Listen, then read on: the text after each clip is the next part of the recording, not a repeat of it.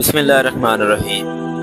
امام حسن مجتبیٰ علیہ السلام کی سیرت پر ہماری خصوصی سیریز کی چھٹی قسط میں آپ کا خیر مقدم ہے۔ پچھلی قسط میں ہم نے امام حسن علیہ السلام کی عبادت اور تقویٰ کے بارے میں جانا۔ آج ہم بات کریں گے اس عظیم صفت کی جس کی وجہ سے پوری امت نے آپ کو کریم اہل بیت علیہ السلام کے لقب سے یاد کیا، یعنی آپ کی بے مثال سخاوت۔ ناظرین، سخاوت صرف مال خرچ کرنے کا نام نہیں بلکہ دوسروں کی ضرورت کو اپنی ضرورت پر مقدم رکھنا بھی سخاوت ہے۔ امام حسن مجتبیٰ علیہ السلام نے اپنی پوری زندگی اسی تعلیم پر عمل کیا۔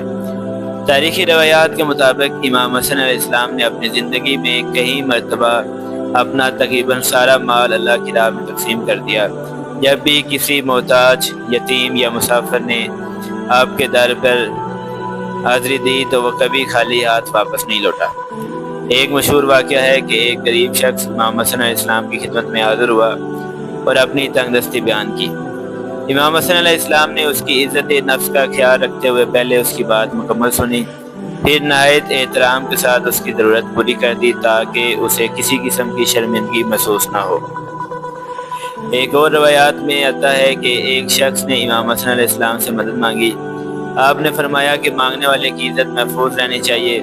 پھر آپ نے اسے اتنی مدد دی کہ وہ خوشی اور عزت کے ساتھ واپس لوٹا۔ امام حسن علیہ السلام فرماتے تھے کہ ضرورت مند کو خالی ہاتھ لوٹانا مجھے پسند نہیں۔ آپ علیہ السلام صرف مال ہی نہیں دیتے تھے بلکہ محبت، احترام اور اچھے اخلاق بھی عطا کرتے تھے۔ اس لیے لوگ کہتے تھے کہ امام حسن علیہ السلام کے دروازے سے کوئی مایوس نہیں جاتا۔ آپ کی سخاوت کا مقصد شہرت حاصل کرنا نہیں تھا بلکہ صرف اللہ تعالیٰ کی رضا تھی۔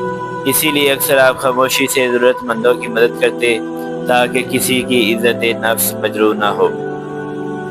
اس ساری قصے سے جو ہمیں سبق ملتا ہے وہ یہ ہے کہ اللہ کی راہ میں خرچ کرنا رزق میں برکت کا سبب بنتا ہے۔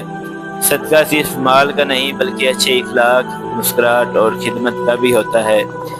ضرورت مند کی عزت نفس کا خیال رکھنا بہت اہم ہے۔ حقیقی سخاوت وہ ہے جو صرف اللہ کی رضا کے لیے ہو، نہ کہ لوگوں کی تعریف کے لیے۔ اہل بیت علیہ السلام کی سیرت ہمیں احسان، محبت اور خدمت خلق کا درس دیتی ہے۔ ناظرین، امام حسن مجتبیٰ علیہ السلام کی سخاوت صرف تاریخ کا ایک واقعہ نہیں بلکہ آج بھی ہر مسلمان کے لیے ایک عملی نمونہ ہے۔ اگلی قسط میں ہم امام حسن مجتبیٰ علیہ السلام کے حلم، بردباری اور معاف کرنے کے ایسے واقعات بیان کریں گے جو ہر دل کو متاثر کر دیتے ہیں۔ والسلام۔